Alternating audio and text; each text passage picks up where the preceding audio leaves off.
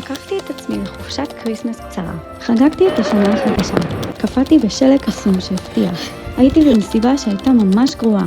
למדתי על ההיסטוריה שלנו כעם והתרגשתי. שוב קפאתי. אכלתי אוכל הונגרי. גלוצ'קה. פגשתי זוג סינים עם סיפור מדהים. ובדקתי אם העיר הזאת היא באמת... ברוכים הבאים לבודפסט.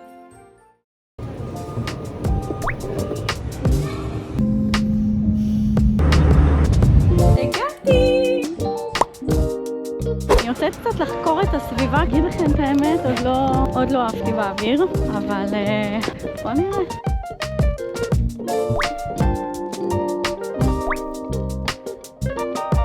היעד הראשון שלי בעיר היה שוק הקריסמס המפורסם שבכיכר וורס מרטי. תזכורת לעצמי, לא לצאת בלי כפפות. מקווה שהם לא ינשרו לי. האמת שקצת התאכזבתי מהשוק, ולכן החלטתי ללכת לאכול במסעדה מסורתית שקיבלה הרבה המלצות. גלוצ'קה. עם מבחן טעימות, זה הביט.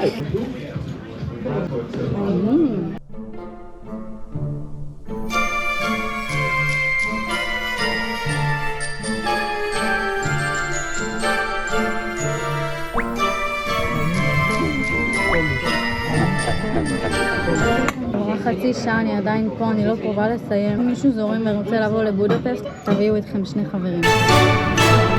אני הולכת בסדרה המרכזית פה, אני שומעת שהיא אומרת לחברה שלה בעברית, אוי תראי, זאת איזה חמודה.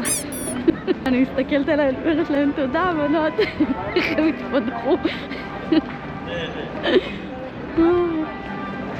יואו, עכשיו כיף לי. עכשיו אני מודה שכיף לי, תראו זה יפה. הגעתי לשוק המקומי של בודפסט. זהו שוק מפורסם שידוע בגודל שלו ובמבחר המאכלים שאפשר למצוא בו. המקומיים יודעים שלא כל כך כדאי לאכול בשוק כי הוא מאוד יקר, אבל יש הרבה מזכרות ומתנות קטנות שאולי דווקא נחמד יהיה לקחת הביתה. אחד הדברים הכי כיפים בבודפסט זה שרוב האטרקציות קרובות אחת לשנייה, ואפשר בקלות ללכת אותן ברגל. לכן אחרי הביקור בשוק, החלטתי לחזור חזרה לכיוון הרחובות התיירותיים, ולראות את כל אורות הקריסמס שיצאו להם בשעות הלילה.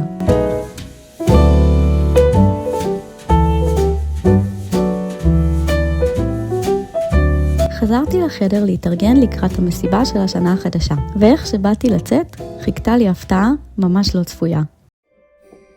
ערב השנה החדשה, ויורד שלג. איזה כיף.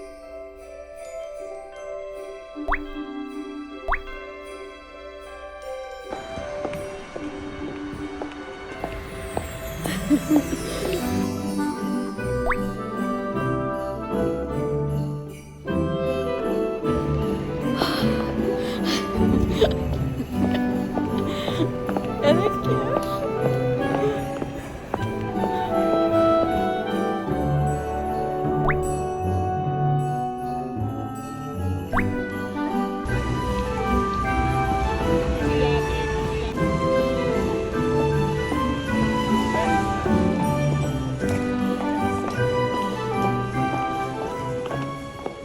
התוכנית שלי לשנה החדשה, נרשמתי לבר גול, שזה כזה מין סיור בברים, שותים לבר אחד, עוברים לבר אחר. האמת זו פעם ראשונה שאני אהיה בבר לבד. אני לא כל כך יודעת למה לצפות, ואני מקווה שזה יהיה נחמד ולא מוזר מדי.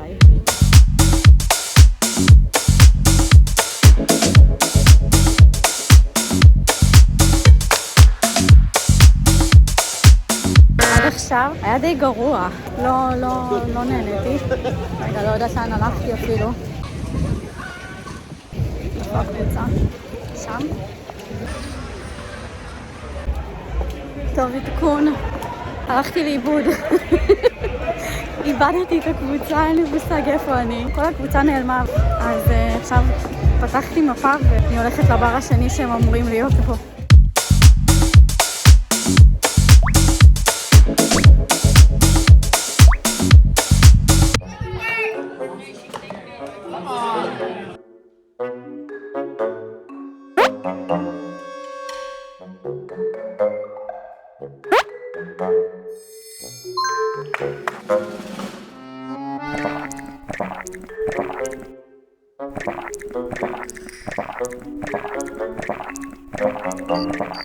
לא טוב, היה לא טוב.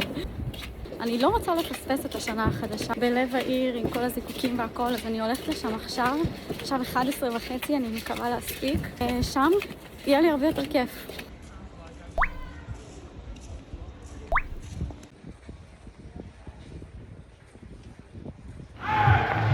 נראה לי שהחבר'ה שעושים הכי הרבה אווירה זה הבריטים, הם עד עכשיו היו הכי כיפים. כל כך רעשנים, אבל הם מוסיפים אנרגיה.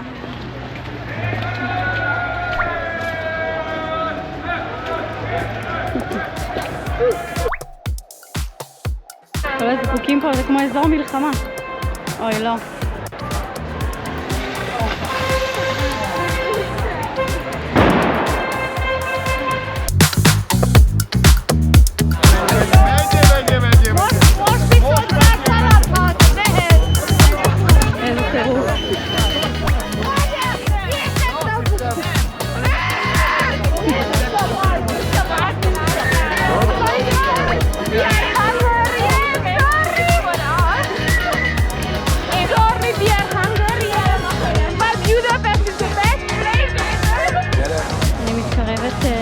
בעיקר בראש מרקי.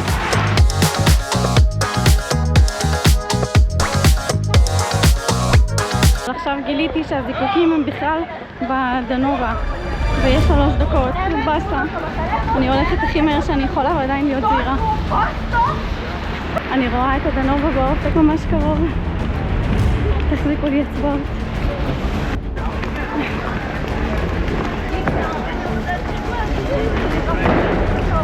הגעתי לנקודה טובה בטעות.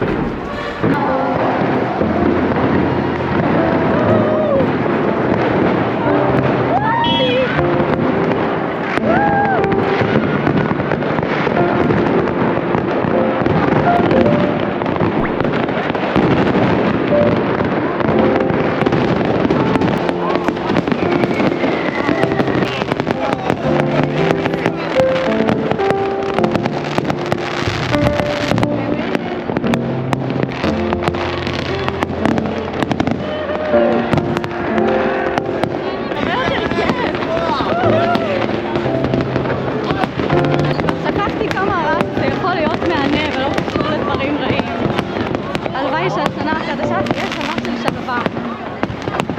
אמן, הלוואי. אם אתם נוסעים לשנה החדשה בבודפשט, אל תזמינו שום פעילות, אל תלכו לשום ברקו, אל תלכו לשום מקום. תבואו לפה, תקנו לכם איזה דרינק באחד הדוכנים של הקריסמס שעוד נשארים פתוחים. ותראו איזה אווירה יש פה, באמת שלא צריך יותר שום דבר.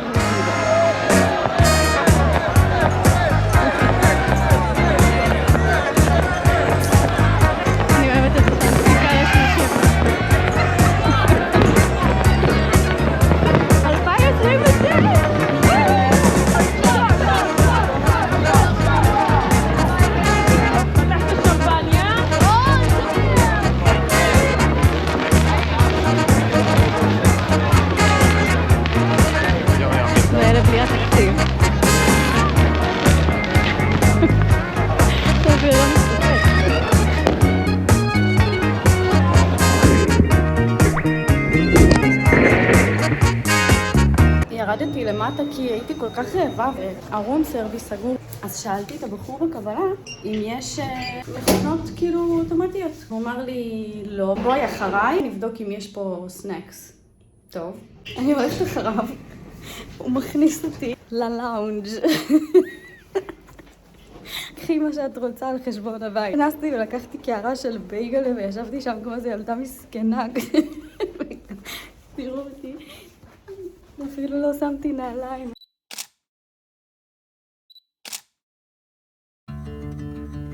ביום הראשון של השנה החדשה הצטרפתי לסיור מאורגן ברובע היהודי של העיר.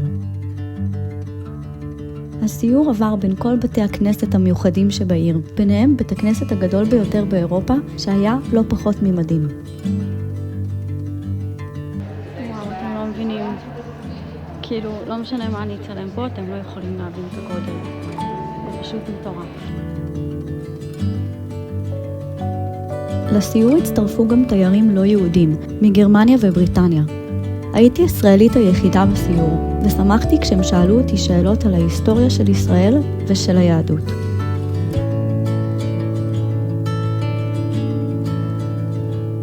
כשישבנו ביחד באחד מבתי הכנסת, המדריך הסביר שבדיוק לאותה נקודה ריכזו נשים וילדים יהודים מהקצוות של בודפשט, בדרכם למחנות ההשמדה. הרובע היהודי של בודפשט היום נחשב לאזור צעיר ותוסס במיוחד, אבל אני פשוט לא יכולתי להתעלם מהתזכורות שצעקו לכל עבר את ההיסטוריה שלנו. וככל שטיילתי בתוך הרובע, לא הצלחתי להבין את הניגוד הזה. איך במקום שקרו בו כל כך הרבה דברים רעים, מתקיימת היום שמחה כל כך מוחלטת. עכשיו נגמר הסיור ברובע היהודי זה עצוב נורא. אני זוכרת שהייתי בפולין כשהייתי תלמידה, אבל זה אף פעם לא... הייתי צעירה מדי, ואני חושבת שאחרי 7 לאוקטובר זה נהיה פשוט קשה יותר להבין איך אפשר היה לעשות כאלה זוועות. לראות את כל המקומות שמהם לקחו אותם. שובר את הלב. אבל זאת הנקמה שלנו. אנחנו פה. ואין לנו שום כוונה ללכת.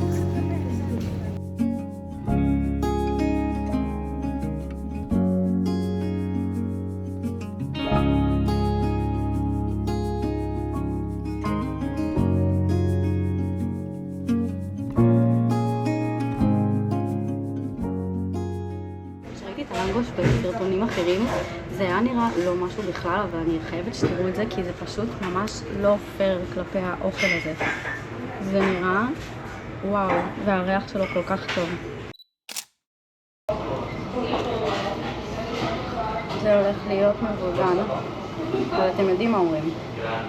האוכל הכי טעים זה האוכל שאוכלים עם הידיים.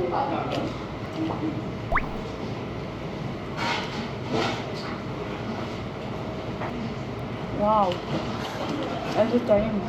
זה כמו ענן, הוא רך, בצק, קצת משהו בין הקשה של הפיצה לסופגניה. זה אחד הביסים הכי טעימים שאכלתי. בודפשט או בודפשט היא בעצם עיר שמורכבת משתי ערים שגשר מפריד ביניהם. ולמרות שרוב האטרקציות נמצאות בצד של פשט, אני אישית אהבתי הרבה יותר את בודה. לבודה יש אופי קצת שונה, סמטאות צרות, מבנים מיוחדים, ובמיוחד החלק שאולי הכי אהבתי בכל הטיול.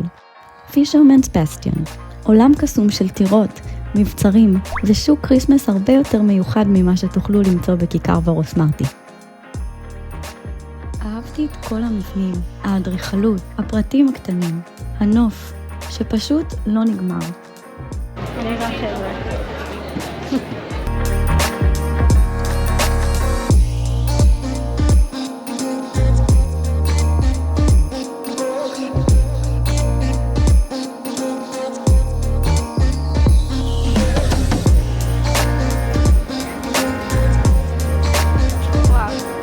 בזמן שהצטלמתי והייתי עסוקה בעולם שלי, נתקלתי בזוג סינים שסיפרו לי סיפור מדהים. 犹太人的真的？真的，你看看，怎么会啊？因为他的奶奶是匈牙利人，是犹太人，真的？真的。他住在以色列嘛？他们在美国，在美国，他们在美国。好，姥姥？姥姥姥爷，哦，好可爱呀！中文说的好棒哎呀！好啊，认识你很高兴，拜拜，拜拜。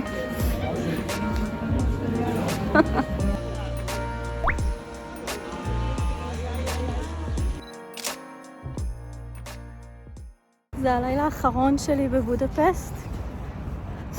קר לי מאוד ואני גם קצת כחולה, הצטננתי, אבל זה הזמן המושלם ללכת לראות את בניין הפרלמנט בלילה.